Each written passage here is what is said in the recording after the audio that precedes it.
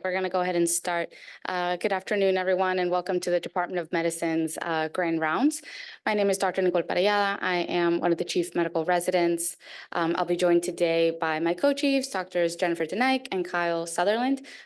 Just a little bit about us briefly. I will personally be staying here for cardiology fellowship. Dr. Denike will be moving on to palliative care and medical education fellowship at UPMC, and Dr. Sutherland will be continuing on to stay at as faculty for the academic medicine team. So you'll definitely be seeing some of us around. Okay, we will also be joined by a few specialist discussants during this presentation, and I'll go over some of the rules so that you guys get a little bit of a gist of what we're going to do, because this is a little bit different than our usual grand rounds. Okay. All right. So our disclosures, we have none. All right. Session guidelines. All of our discussants are blinded to the case. The case is known only to Jen, Kyle, and myself. The discussants have received only pertinent topic, okay? Not the whole hospital course of the patient, just very sparse details. We, the moderators, will periodically pause to have our discussants weigh in. The goal of this session really is to learn from our experts, not necessarily to get the right answer or diagnosis, right? Medicine is an art, not a science, and we're just going to explore that a little bit today. This is going to be an open discussion, so please feel free to jump into the conversation whenever we can. And we are going to have some opportunities here to be as interactive as possible, so have your smartphones at the ready for optimal audience participation, okay? Okay, so our opening line, we have a 62-year-old female from Trinidad with hypertension, type 2 diabetes, and CKD presenting with hemoptysis. Okay. Based on that, what conditions are high on your differential? Go ahead and take a shot of the QR code there.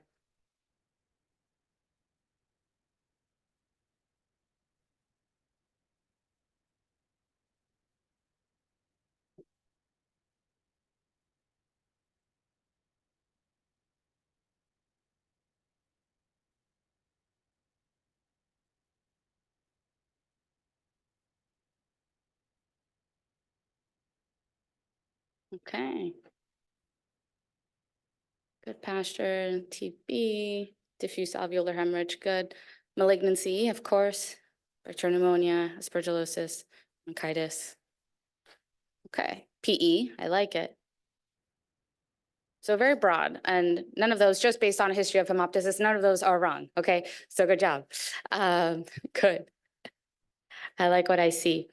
Now, obviously, when someone presents in this way, there's one very specific service that you would consult. So I'm going to go ahead and bring to the stage Dr. Corey Asher. She is Assistant Professor of Clinical Medicine in the Division of Pulmonary Critical Care and Sleep Medicine to discuss. So this is all that Dr. Asher has received. Thank you.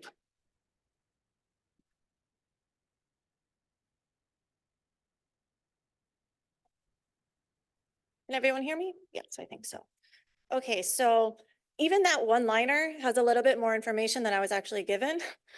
So this does give me actually more information knowing that it's chronic kidney disease rather than just kidney disease in general. So when they first gave me this information, the idea of hemoptysis is massive, no pun intended, from massive and submassive, because hemoptysis can be a pulmonary thing, it can be a non-pulmonary thing. Just because it's coming from the lungs doesn't mean that it's a lung etiology. So the first thing that I need to know is this massive or submassive? Because massive is a true emergency. The definitions of what massive will sort of vary depending on what source you're looking at, but it's somewhere between 150 cc's in a 24-hour period or 100 cc's, more than 100 cc's in an hour. You know, how are you going to get someone to actually measure that for you? The simple way I would say for all of you, if it scares you, call someone. But the soft way of doing it, or looking in the guidelines, they say if a patient has about a cup's worth of blood, that can also be considered massive. The reason I want to point out if something's massive or submassive is because we need to act very quickly. We either need to intubate them and secure the airway. We can do that by intubating into the normal way, and centrally we can do selective intubation into the good lung, and then the bad lung that's bleeding will be isolated out so the bleeding doesn't then spill over into the good lung. While you're waiting, you place the patient in a lateral position with the bad lung down to try and allow the good lung to be able to ventilate. And then you call people like interventional radiology for a bronchial artery embolization, or even thoracic surgery for a lobectomy. And then submassive is going to be considered everything else, which is what I sort of was assuming this was going to be, but I wasn't totally sure. And submassive comes with a much larger differential diagnosis. And this isn't even comprehensive. So when someone says hemoptysis, my brain goes into this. It depends on what part of the lungs are we even looking at? Are we looking at the airway? Did someone aspirate something? Is there a previous history of infection that left a broncholith, which is like a calcified lymph node that can erode into the airway and cause bleeding? Is there iatrogenic? Did the patient just have a transbronchial biopsy by interventional pulmonary 2 days ago, and that's known to cause some hemoptysis? And then we know that that's what I would expect. Is there vascular problems? You can, as we mentioned, pulmonary embolism. That's not usually a major cause of having hemoptysis, but it's certainly possible. You can have AVMs, telangiectasias within the pulmonary or the bronchial vasculature. Lung parenchyma, even though we're in the United States and the number 1 and 2 causes of hemoptysis tend to be infectious, like a bronchitis, or tend to be a lung cancer, in other parts of the world, this patient's from Trinidad, number 1 and number 2 causes of massive hemoptysis are infectious causes with either tuberculosis or Paragonymous westermanni. This patient being from Trinidad, a little bit more suspicious of tuberculosis, but I wouldn't necessarily rule out Paragonymous westermanni. Coagulation problems, if a patient doesn't have any platelets, of course, you can have some capillitis and some leaking out of blood into the airway, causing some hemoptysis. And pseudohemoptysis, you have to ask the patient, hey, where's it coming from? If someone's having a massive nosebleed, they may aspirate some air. Then when they cough it out, they think it's hemoptysis, but it's actually just coming from the upper airway. And let me know if I'm short on time. And then this is the best way to sort of guide yourself, because that's an overwhelming slide with the number of differential diagnoses. And I didn't even touch on all of them. So what do? You have to go talk to the patient. You have to ask them everything. Where were you? What did you do? Have you been sick recently? Do you have fevers? Are you coughing? What does the blood look like? I have had patients mislead me in both directions. Either tell me, oh, I just have a little bit of blood mixed with some clear sputum. It's nothing. But then when I put a cup bedside and I look at it the next day, it was bright red blood, maybe like 50 cc's worth. And then I've had patients tell me, oh my gosh, it's so much. I'm terrified. I'm scared. It's so much blood. And then I go and it's just a little speck of blood. So going and actually looking at it is the best thing that you can do.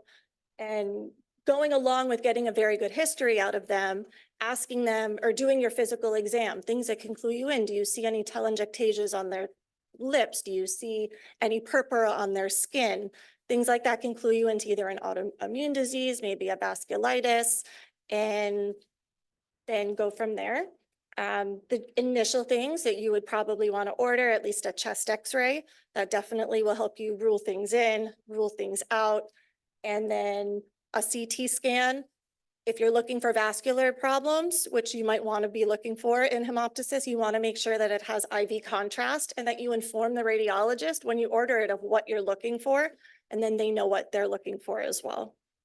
And then, of course, an inspection bronchoscopy versus a therapeutic type bronchoscopy will depend on where the course of the case sort of goes, if that's something that's necessary or not, which is not always necessary in 100% of patients with hemoptysis.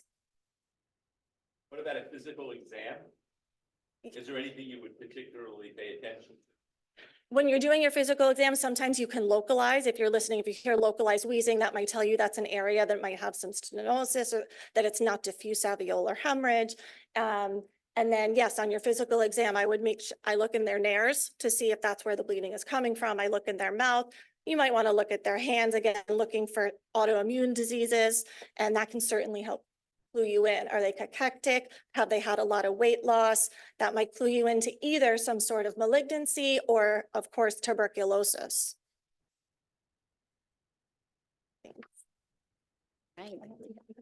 Thank you very much, Dr. Asher, for that very nice and very broad differential and approach to hemoptysis. I'm sure we've all gotten calls like this from the emergency room to evaluate a very broad term, and we have to think of all these things, right, as we're on our way down there. So now what do? We actually talk to our patient, right, as Dr. Asher was saying. So the first plot twist of many in this case is that this patient actually presented to an outside hospital, okay? So I'm going to take you through some of her course there, and then we'll talk about the transition of coming over stateside, okay?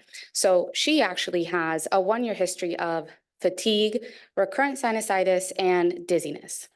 She has a 3-day history at the time of presentation of progressive dyspnea with exertion. We're going to call it minimal exertion, just a couple, less than a block, okay?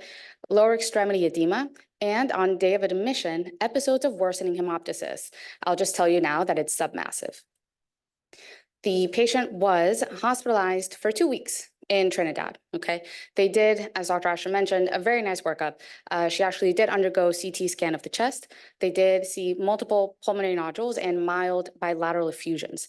She then underwent bronchoscopy while there, which showed mild pulmonary hemorrhage, and bronchoalveolar lavage was negative for bacterial and fungal elements, and actually also had negative cytology. She did also be noted to have a progressive decline in renal function over the preceding 6 months with acute worsening, and I'll tell you about that coming up. So personally, her medical history, as we mentioned before, the hypertension, diabetes, and CKD. She also has a history of anemia, breast cancer 20 years prior, status post-mastectomy, and radiation, and she has had adequate follow-up since then. Her social history, she is from Trinidad. She lives there with her husband. She's retired. She worked in an office previously. She denies any sort of tobacco use, no drug use, and only has a drink 1 to 2 times a month. Her family history is non-contributory to our case, and her medications you see listed there. Beta blocker, carvedilol, amlodipine, Lasix, insulin, nothing particularly that stands out, at least to me personally. Okay, so this is her physical exam. She is afebrile, remained afebrile her entire mission. She was hypertensive, 160s over 70s, heart rate to the 90s, respiratory rate 16, but setting 100% on room air, okay? Pertinent positives for her physical exam, she does have some crackles at the bilateral bases, which are important, as we mentioned, and 3+ bilateral lower extremity pitting edema. The remainder of her exam was largely unremarkable, and I will note no joint swelling, no rashes, no lesions to the joints or the skin, okay? All right, now this is her lab work on admission. And this is on admission in Trinidad, but these were verified at so it's actually a mix of both, okay? So you see here on her CMP, she's uremic, she has a very high creatinine, she has a metabolic acidosis, she's anemic, thrombocytopenic.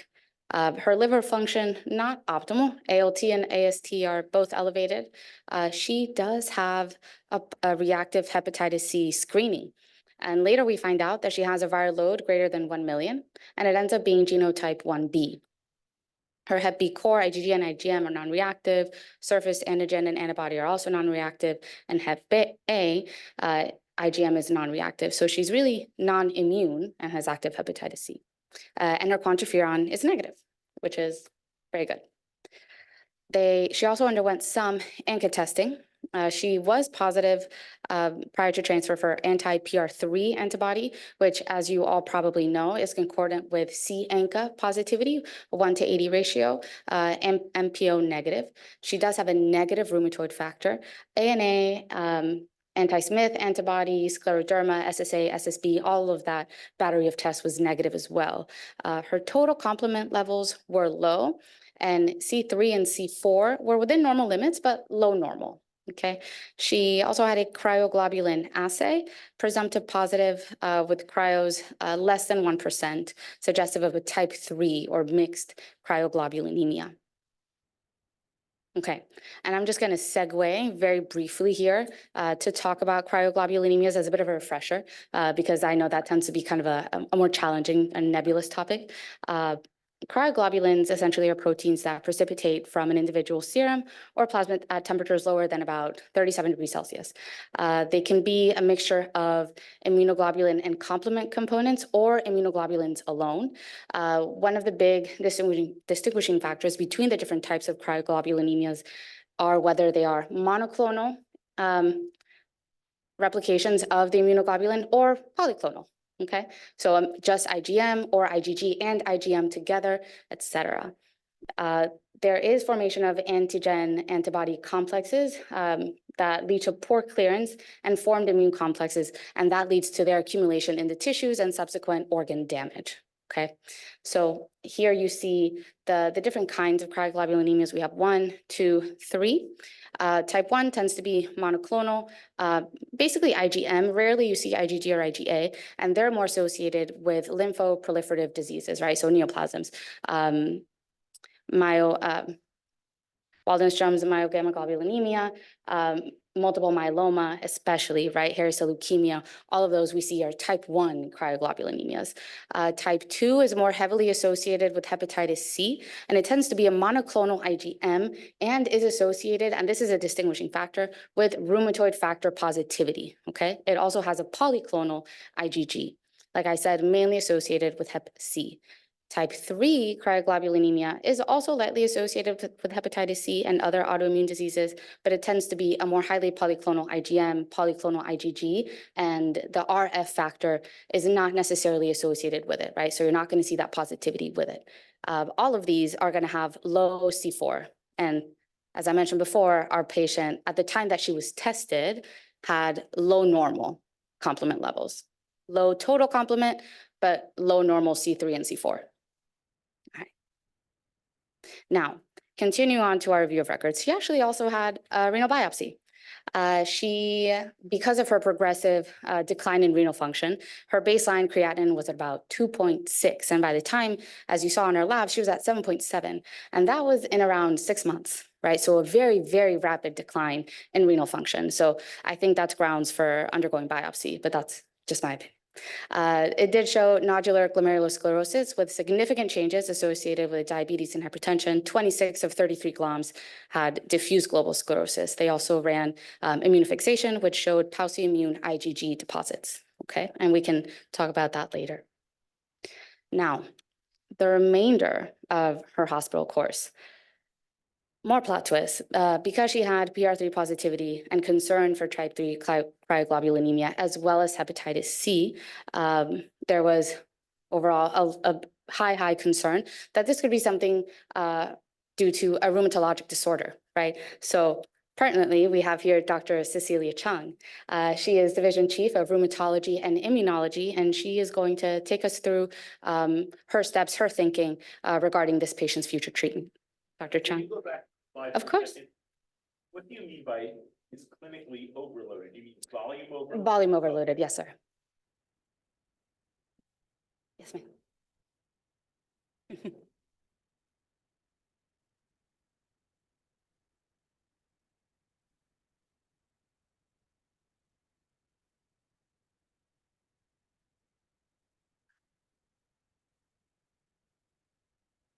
Thank you.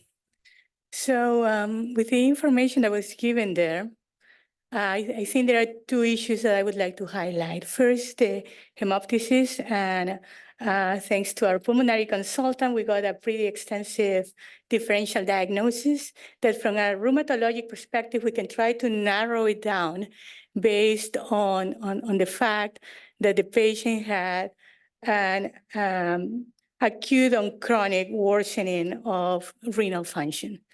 To me, as a rheumatologist, that brings a potential concern for pulmonary renal syndrome. And at that point, I would have asked my intern or my fellow for the results of the UA. Clean. You have some protein spilling, but pretty clean otherwise. Okay. You know, so when we think about pulmonary renal syndrome, from a rheumatologic perspective, we have to think about small vessel vasculitis. And small vessel vasculitis can be secondary to an ANCA-associated vasculitis. And again, totally agree with your differential in that regard. We have GPA, we have EGPA.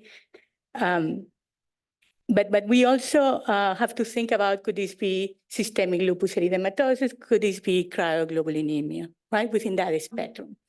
So thinking about that, and I didn't see the results of some labs that were brought by you today, but I think, having a negative ANA in this setting actually almost rules out the possibility of SLE. Thinking about the different ANCA-associated vasculitis, I would like to ask if the patient had a history of asthma or if there were like elevated eosinophils in the CBC that could suggest EGPA? No. Okay.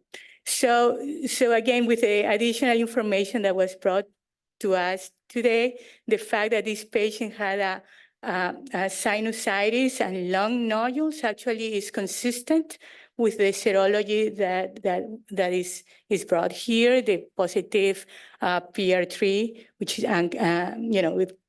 is linked with a C-ANCA. So, on top of my differential at this point would be GPA. And I think with a caveat that sometimes antibodies are not 100% sensitive and specific, and we have to understand that and then get why the rationale for getting a biopsy is probably what you are going to hear from most rheumatologists, even in a case like this with all this additional information.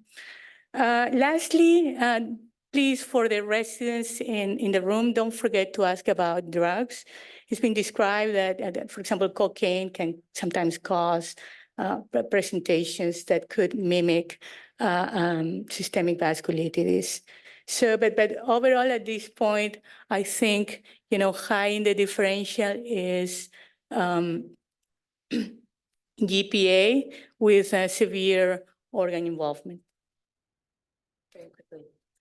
I do have one question for you, Dr. Chung. Does the fact that she is positive for hepatitis C and has an elevated viral load, does that affect your differential, or would it affect your treatment of this individual in any way? So I think we still can consider cryo in the differential. And I think, the kidney biopsy could help, distinguish that. With cryos more likely giving you like a more traditional glomerulonephritis, like proliferative. And, in a more acute presentation, because what I hear from your presentation is that this patient has a history of feeling sick for a year pretty much. And I think that's reflected in all the damage that you see in that kidney biopsy instead of the acute signs. But for example, in a rapidly progressive glomerulonephritis during the real acute phase, you may find even crescents. So I think, I don't know if that answers your question, but I think, a kidney biopsy can help you differentiate things. In terms of the treatment, I mean, if we're thinking about an ANCA-associated vasculitis with, severe manifestations, we have the kidneys here, we have the lung here. We have to think about high doses of corticosteroids, which was the initial way in which we treated it. Later, we learned that that wasn't enough, that patients didn't do well if we only use high doses of corticosteroids, and that's when cyclophosphamide was introduced to the treatment. And around 1020 is when we had the RAVE trial.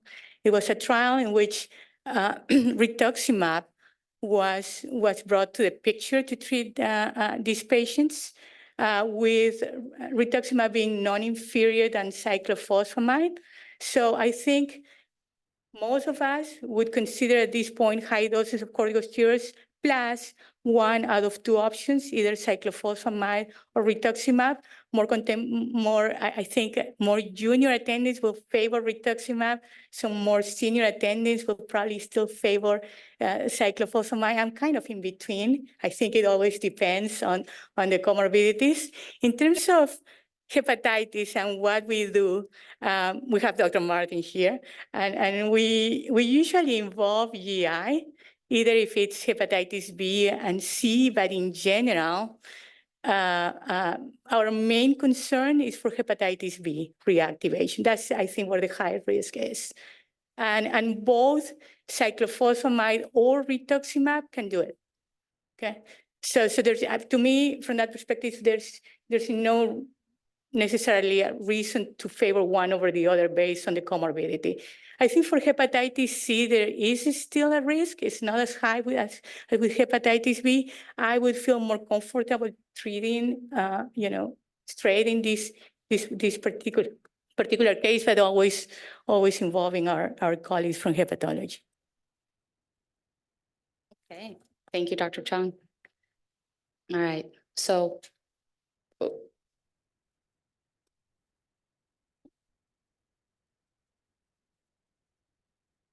There we go. Okay, now I'm going to go sit down, and Dr. Denike is going to go ahead and take over. Thank you, Dr. Chung. So at the outside hospital, exactly as Dr. Chung mentioned, she was treated with pulsed-dose steroids and cyclophosphamide. As she was being prepared for discharge, she was transitioned to prednisone and mycophenolate. At that point, the physicians in Trinidad recommended that she seek care in the US. So she came to UMH. There were two main reasons. One was just for a second opinion regarding her presumed encapsulitis at this point. And the other was because of, in the setting of her hepatitis C, they were unable to initiate hemodialysis in Trinidad. And so it was recommended she come here for opinions regarding possible peritoneal dialysis. As far as her hospital course, once she arrived here, she did have a peritoneal dialysis catheter inserted, mostly for volume control, and she tolerated that well. Also, as Dr. Chung mentioned, the rheumatology department here, after reviewing her records, looking at everything, and because there was concern that this vasculitis was affecting her kidneys, they favored starting rituximab along with the steroids. At that point, they also agreed that they wanted hepatology to come weigh in regarding this hepatitis C infection and whether there were certain considerations that needed to be made in the plans to start rituximab. A little more background regarding her liver disease that had been kind of worked up throughout the hospitalization.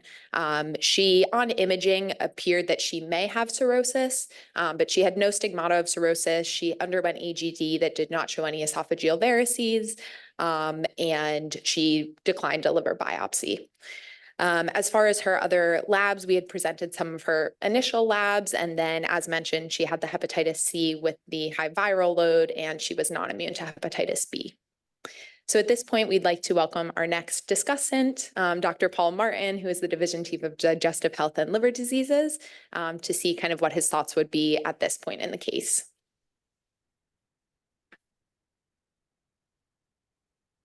Okay, thank you very much. I would like to ask one of the people who examined her whether she'd a palpable spleen tip or not, because a very useful aphorism, if a patient's cirrhotic and they've thrombocytopenia, inevitably you can feel the spleen, particularly if you put the patient over on the right-hand side. So it'd be worthwhile revisiting some things in the physical. She did not have splenomegaly. Okay, an examination. All right, so once upon a time, there was another disease that was called the great imitator, but in the last 35 years or so, that title has been bestowed on hepatitis C, because once the virus was identified about just over 30 years ago, it became apparent that it was implicated in a number of other non-hepatic manifestations. And if you look at this slide here, we've seen this patient with cryoglobulinemia, and that in turn may have mediated some of the kidney injury. The two caveats are she doesn't appear to have an active urinary sediment. And then secondly, the biopsy features did not support a glomerulonephritis, but obviously it'd be worthwhile re-reviewing those slides here. You can see that hepatitis C has also been implicated in the pathogenesis of a variety of other disorders such as lymphoma. There's an association between having hepatitis C and type 2 diabetes, for instance, and also some less obvious associations with cognitive impairment, even in the absence of cirrhosis and possible hepatic encephalopathy. So hepatitis C has become one of the diagnostic tests that are incorporated in a lot of workups, not just for renal disease, but also among oncologists, neurologists, and so on. And then the second question is, when's the appropriate time to treat the hepatitis C? On the left-hand side of the slide there, you can see the hepatic consequences of hepatitis C, which also includes cholangiocarcinoma as well as the more usual hepatocellular carcinoma. Now, this is a common conundrum, or relatively common conundrum, in a patient with an active vasculitis, whether you try to reduce the levels of cryoglobulins first with plasmapheresis, or whether you intervene with increasingly rituximab, and when to intervene with hepatitis C therapy. And I think most of us would be comfortable treating a patient with mild to moderate disease, starting with hepatitis C therapy. In a patient with more severe end organ damage, for instance, somebody with acute renal failure-related cryoglobulinemia, there may be a role in a very sick patient for plasmapheresis, or if it's less urgent, starting with rituximab and then intervening with hepatitis C treatment, either simultaneously or shortly after you reduce the cryoglobulins. One or two things about treating this patient. I will direct you, there's a very good website, HCV Guidelines, which is updated on a regular basis by the ASLD, the Liver Society. And what you do is input details about a patient. So patient with 1B, possible cirrhosis and renal failure, and they will describe to you what's the optimal regimen. So it's a very useful site when managing individual patients. The one other comment I'd like to make is about reactivation of viral hepatitis. That is unequivocally a major problem in patients with current or prior hepatitis B infection. And one of the challenges is a lot of these drugs had an original oncology indication, and now their use has been expanded for a variety of other disorders. And non-oncologists may be less cognizant of the risk of reactivation of hepatitis B. So any patient who's going to get rituximab or its related compounds needs to have a set of hepatitis B serologies, including the total core antibody. As regards reactivation of hepatitis C with rituximab, there are case reports, but it really hasn't been borne out in any large series. And then finally, even though the viral load looks alarming, it's 1.5 million, the viral load doesn't predict severity of liver disease and hepatitis C under most circumstances. But I would, there are a few loose ends that need to be tied up in this patient, but this would be the obvious or appropriate approach. Thank you. Thank you very much, Dr. Martin.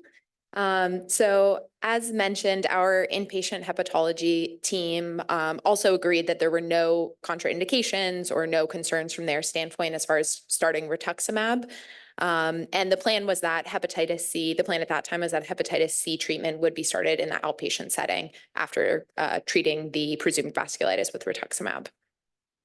At this point, she was kind of moving towards discharge and coordinating with her specialist back in Trinidad. However, she was noted to have a slowly downtrending platelet count that began from when she had initially presented. And she also was noted to have bleeding around the site of her peritoneal dialysis catheter. Here we can see her platelet trend. So previously in the outpatient setting, she had a platelet count of around mid-200s. After her hospitalization in Trinidad, her platelet count had come down to around 100. And then on presentation here, she presented with a platelet count of 70, which, as you can see here, had been slowly downtrending throughout the admission. Initially, this was thought to potentially be multifactorial. She had been started on the cyclophosphamide. She had this underlying vasculitis. She had hepatitis C. There was a question of whether she had cirrhosis, although, as Dr. Martin mentioned, she didn't have splenomegaly, so that was thought less likely. But it had been considered to be multifactorial. But however, it continued to decrease until it reached at its lowest point, a platelet count of 21. So we have our next opportunity for audience participation. And what diagnostic workup would you order at this point in her case?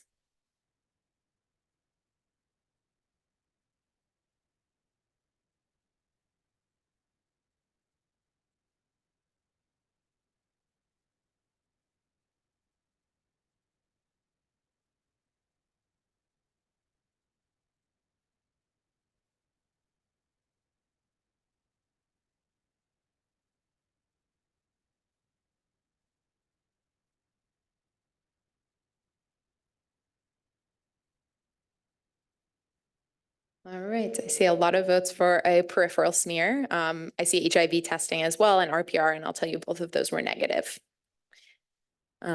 Great.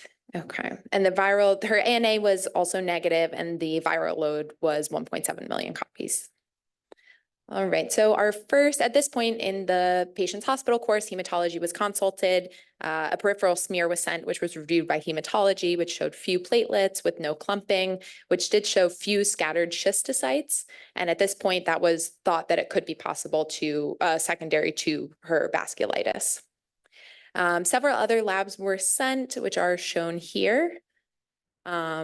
Which showed signs of hemolysis with no evidence of HIT or DIC, and then most notably showed this low ADAM-TS13 activity level. Of note, peripheral smears were repeated in the coming days after that original smear, which did show increased schistocytes, which supported the hemolysis more so than the original smear that was reviewed. So what would be your next step in the management of this patient at this time?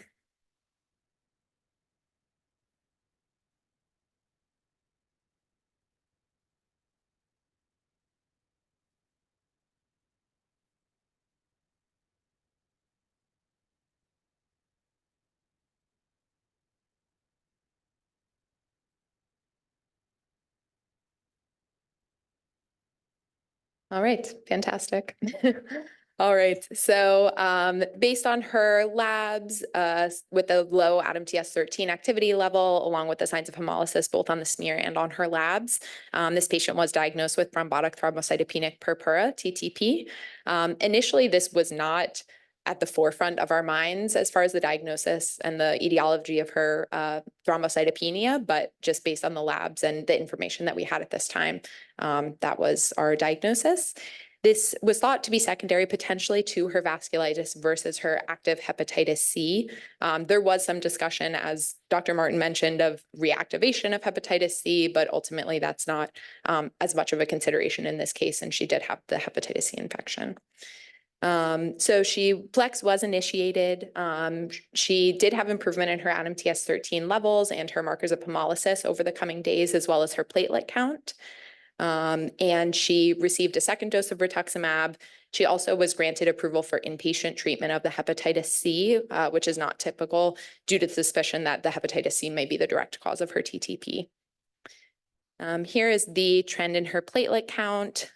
So again, at the nadir of 21,000 platelets was when we started, involved hematology and started the workup for the thrombocytopenia. And then you can see here when she was initiated on a plasma exchange, at some point it was held when her platelets had started increasing, they decreased again. And so she received a 5th round of Plex. And as mentioned, during her hospitalization, she was started on Epclusa for her hepatitis C. So to summarize this case, we had a 62-year-old woman who had a history of chronic kidney disease with acute worsening of her renal function, as well as hemoptysis, who presented in Trinidad and was ultimately diagnosed with presumed ANCA-associated vasculitis based on her lab work. She was treated with the cyclophosphamide and the pulse dose steroids at the outpatient hospital. And then once coming here was started on rituximab, given concern that she had severe disease with kidney and pulmonary involvement, as well as she was initiated on peritoneal dialysis, given the complications of hemodialysis in Trinidad with the active hepatitis C infection. And then as she had the worsening platelet count throughout the hospitalization, hematology was involved, making the diagnosis of TTP secondary potentially to the hepatitis C infection or the vasculitis, and was started on treatment with Plex as well as treatment for her hepatitis C infection with Epclusa. She did improve throughout the hospitalization. She was able to be discharged with all of her subspecialty follow-up in Trinidad, and was doing well. The plan on discharge was that she would continue on the prednisone, and there was a plan for rituximab every 6 months in Trinidad. And did our discussants want to add anything else about this case? Any teaching points? Thank you. A couple of things. I don't know if we could go back to the image of the kidney biopsy, please. Yes. And these images are not her actual biopsy, but the read is her biopsy. We didn't have the images from the outside hospital. Sure. I just want you guys to notice that there is diffuse global sclerosis in 26 out of 33 glomeruli. So what it's telling me is that primarily what we have here is scar tissue.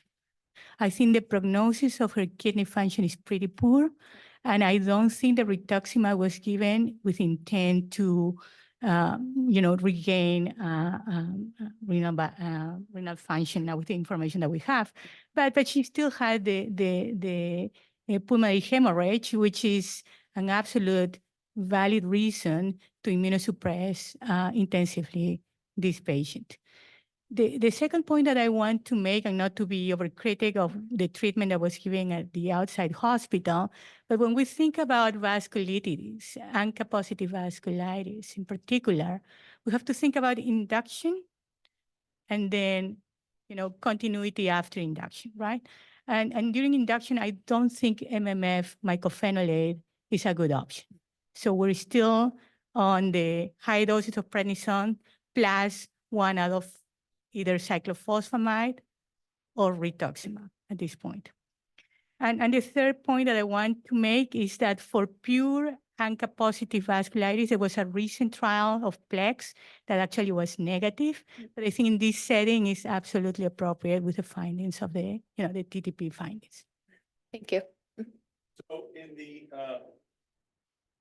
in the May 8th issue of the New England Journal of Medicine, there was a case of TTP and the use of human recombinant atom TR to supplement the antibodies. Would that be a therapeutic intervention that one might have used in this patient? To be absolutely candid, I don't know. I think we will have to. It was very timely that article. Exactly, And exactly. these people are- I believe this was for patients who were not responding very well to plasma exchange. I saw the article, Dr. Wise. The copy, yeah, Laz. Thanks, Laz. Thank you. And the caplacizumab is the other medication that sometimes we use in the refractory to plasma exchange TTP is caplacizumab. And rituxan here may help the recurrence of TTP as well. It's not only for the pulmonary manifestations, maybe, of the ANCA-positive vasculitis.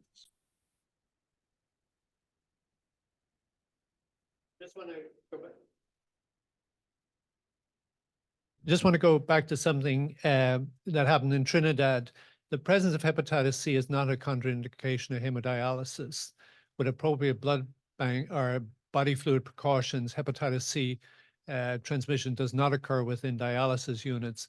It does, and in this country, the CDC investigates outbreaks of hepatitis C within dialysis units, and typically it's because of a breakdown in body fluid precautions. Thank you. All right. So as we're coming to a close here, I'm just going to review some of the key points in the case, just some teaching topics, kind of expand a little bit on what Dr. Chung had mentioned, and she can feel free to add in where appropriate. But so just reviewing ANCA-associated vasculitis, again, we saw a lot of the clinical presentation here. We'll review a little bit about the diagnostic criteria for the diagnosis, various manifestations, complications as we see here, and then also some of the challenges associated with some comorbid conditions when these patients come down or are diagnosed with the ANCA-associated vasculitis. So as Dr. Chung had mentioned, these are the kind of associated syndromes, vasculitis being a broad term, more applicable. These are polyangiitis of small and medium vessels. So in this case, it seems like this patient had likely GPA, granulomatosis with polyangiitis, formerly known as Wegener's, and then eosinophilic granulomatosis with polyangiitis, or EGPA, formerly known as Churg-Strauss, and then MPA as well. And as Dr. Chung had mentioned, there are other drug-induced or renal-limited cases of these ANCA-associated syndromes. For the PR3 positivity, again, it's most specific for GPA here, where you have 75-80% specificity for the GPA.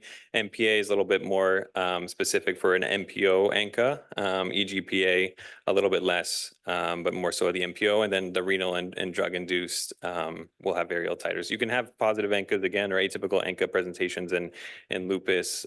So the testing for the ANA and other autoimmune antibodies would have been helpful in this situation, which were negative. So for GPA specifically, or the PR3 ANCA associated with it, so mean age of presentation is often 10 years younger, more associated with granulomatosis, and this is kind of why the granulomatosis with polyangiitis is here. More common with respiratory involvement, and when it is involved, it's more destructive of upper airway disease. Some of the risk factors of GPA, silica, smoking, and also chronic colonization of Staph aureus has been shown to be associated with GPA. Outcomes are more likely to have resistant disease, and they have higher relapse rates. Again, the ANCA positivity for the PR3, the proteinase 3 enzyme, and then myeloperoxidase, the MPO enzyme, are kind of the two autoantibodies tested here. This is basically the autoantibodies cause a chronic level of neutrophil activation, which leads to these memory B cell formation, and that's kind of why rituximab over the last 10 years has been shown to be at least as good, if not maybe a little bit better, in a PR3 ANCA vasculitis. So just going through the 2022, this is the American College of Rheumatology diagnostic criteria. So clinically, again, some nasal involvement or some deformities or destruction there in the cartilaginous involvement. Hearing loss is also associated, but it wasn't really an issue in this case. The PR3 positivity is much more in favor of GPA versus a bloody eosinophil account or an anti-MPO, kind of leads you away from the GPA diagnosis. And then like this patient, they had the pauciimmune on biopsy, the pulmonary nodules, the PR3, some sinusitis, and giving her a total score of 11 for this patient in this particular case. Just going through the 2021 kind of guidelines for management of these syndromes. So for GPA, MPA, when they have these active severe cases, again, more strongly for these studies like RAVE for the induction back in 2010, and then some follow-up studies in the last 10 years for maintenance. Rituximab, you're not as concerned as cyclophosphamide in terms of preserving fertility and the other side effect profiles for rituximab. So often, like Dr. Chung was saying, a lot of the junior faculty may be more inclined to use the rituximab, and more of the seniors may be more inclined to use the cyclophosphamide. And then again, maintenance, similar to this patient, you're using the rituximab again for maintenance. And then depending on relapse, yes or no, depending how severe, you may switch to the cyclophosphamide at that time. But yeah, so that's kind of just a quick review of the case. Yes. Just a quick comment. Can we go back to the classification criteria slide, please? The classification criteria. So just to emphasize that this is a classification criteria, it's not for the purpose of diagnosis, and requires the presence of vasculitis already. Because if you look at the points, just by having a positive ANCA, you have +5. Right. Which actually makes it to the classification criteria. Right. So I personally don't find them very helpful in a clinical setting. So just go back to the basis of your good H&P, and putting all the pieces together rather than relying on the count. There was a question, so in this case specifically with the renal biopsy, there was a question I think that the rheumatology team had posed. Would you expect to see vasculitis on the level of depth that you would get from a renal biopsy? She had the pauciimmune deposits, but they specifically had read that they weren't concerned or seeing any vasculitis specifically. I think that the problem that you have with that biopsy is that it's late in the process. So what you see is a lot of scar. I wonder if we were able to get a much earlier biopsy, if in the setting of the creatinine going high, if there were not crescents there. Yeah. So and yes, it's a pauciimmune deposits. glomerulonephritis. Yeah. So maybe if the biopsy was done August, September, you might catch some vasculitis. Okay. Well, I want to thank our chief residents who put this together under the direction of our vice chair for education, Dr. Deshpande. But I also want to particularly thank our expert consultants, Dr. Asher, Dr. Martin, and Dr. Chung, making their involvement and interaction in Grand Rounds today really added a tremendous benefit to all of us. And I appreciate the sacrifice that you had to do to come here and to present this to our group. So we really, really appreciate it. We hope to have more of these in the future. I think the interactive nature of it is certainly educational and can present at least illustrate many of the conundrums that we have in clinical diagnoses and therapy. And I like to see very much the different approaches that our pulmonologist, hepatologist, and rheumatologist have in these multi-system presentations. So again, thank you everybody for coming to Grand Rounds. The MOC and CME links are available online, along with, I'm sure, some really challenging questions that they prepared. And I thank you all for coming. Thank you. And thank you, Dr. Deshpande.